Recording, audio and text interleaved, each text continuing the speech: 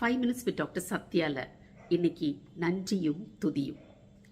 இன்னைக்கு நாம் பேசுறத நீங்க கேட்டுட்டு இருக்கீங்கன்னா கடவுளுக்கு நன்றி சொன்னீங்களா? சொல்லணும்.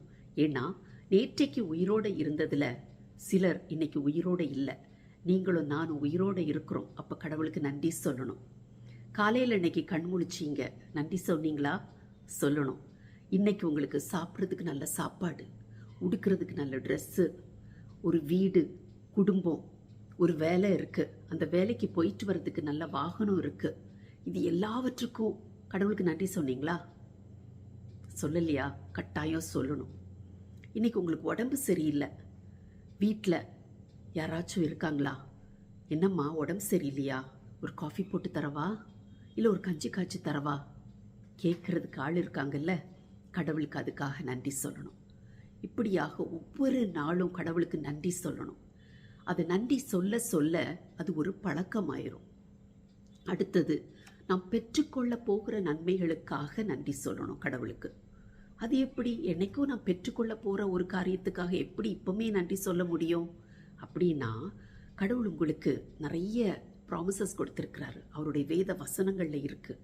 அந்த வேத வசனங்களை அவர் உங்களுக்கு நிறைவேற்றுவார்னு அவர் மேலே நம்பிக்கை வச்சுருந்தீங்கன்னா உங்களால் இப்படி நன்றி சொல்ல முடியும். பைபிளில் ஒரு ராஜா யோசபாத், ஒரு யூத ராஜா. அந்த ராஜா ரொம்ப கடவுளுக்கு பயந்து நடக்கிற ஒரு மனுஷன், நல்ல ஒரு ராஜா. அப்போ இந்த ராஜாக்கு எதிராக சில ராஜாக்கள் கூட்டு சேர்ந்து பெரிய படைபலத்தோடு வராங்க. இப்போ இந்த ராஜா கடவுள்கிட்ட ஜெபம் பண்ணுறாரு. கடவுளே எனக்கு ஹெல்ப் பண்ணுங்க, ஒரு பெரிய படைபலம் எனக்கு எதிராக வருது அப்படின்லாம் சொன்ன உடனே தேவன் என்ன சொல்கிறாரு? யுத்தம் என்னுடையது, நீ பயப்படாத அப்படின்றாரு. யுத்த களத்தில் இந்த ராஜா என்ன பண்ணான் தெரியுமா? ஃப்ரண்ட் ரோவில் யாரை நிப்பாட்டுவாங்க? நல்ல பலசாலியான சோல்ஜர்ஸை நிப்பாட்டுவாங்க. ஆனால் இந்த ராஜா ஒரு பெரிய பாடகர் குழுவை நிறுத்திட்டார். அப்போ அவங்கெல்லாம் யுத்தம் தொடங்கும் போது கர்த்தர் நல்லவர், அவர் கிருபை என்றும் உள்ளது அப்படின்னு சொல்லி நன்றியோடு துதிக்க ஆரம்பிக்கிறாங்க. ஏன்னா தேவன் கொடுத்த வார்த்தையை அவங்க விசுவாசிச்சாங்க.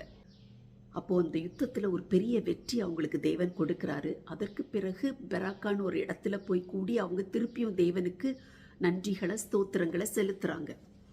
1 தெசலோனிக்கேயர் 5ஆம் அதிகாரம் 18வது வசனத்துல எல்லாவற்றிலேயும் ஸ்தோத்திரம் செய்யுங்கள், give thanks in everything அப்படின்னு சொல்லி போடப்பட்டிருக்கு.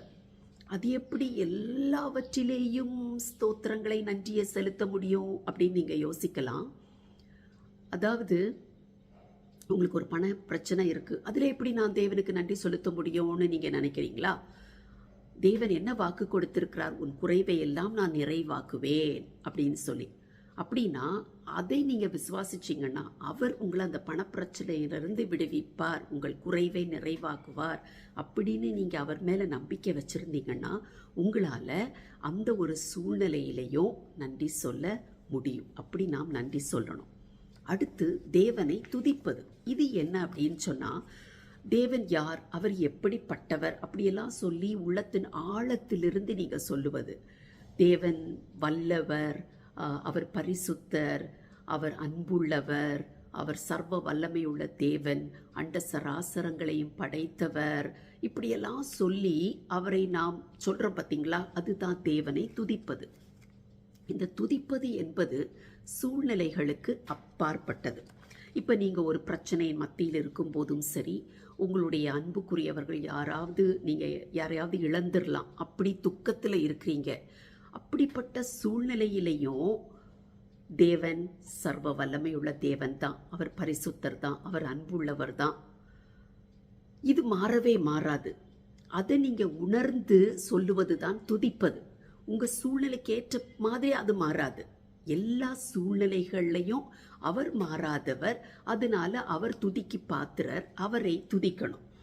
இப்போ பவுலும் சீலாவும் இவங்க 2 பேர் இயேசுவை பற்றி பிரசங்கம் பண்ணதுனால அவங்கள அரெஸ்ட் பண்ணிட்டாங்க. அவங்கள அடின்னு அடித்து ரத்தம் வழிய சங்கிலினால கட்டி சிறைச்சாலையில் அடைச்சி போட்டாங்க. அப்போ அவங்க என்ன பண்ணாங்க தெரியுமா? அந்த சூழ்நிலையில் சத்தத்தை உயர்த்தி தேவனை துதித்து பாடுகிறார்கள். அது எப்படி அவங்களால முடிஞ்சிச்சு?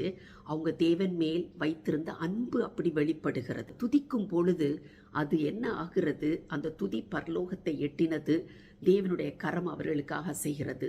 சிறைச்சாலையில் உள்ள எல்லாருடைய கட்டுகளும் உடைத்தெறியப்படுகிறது.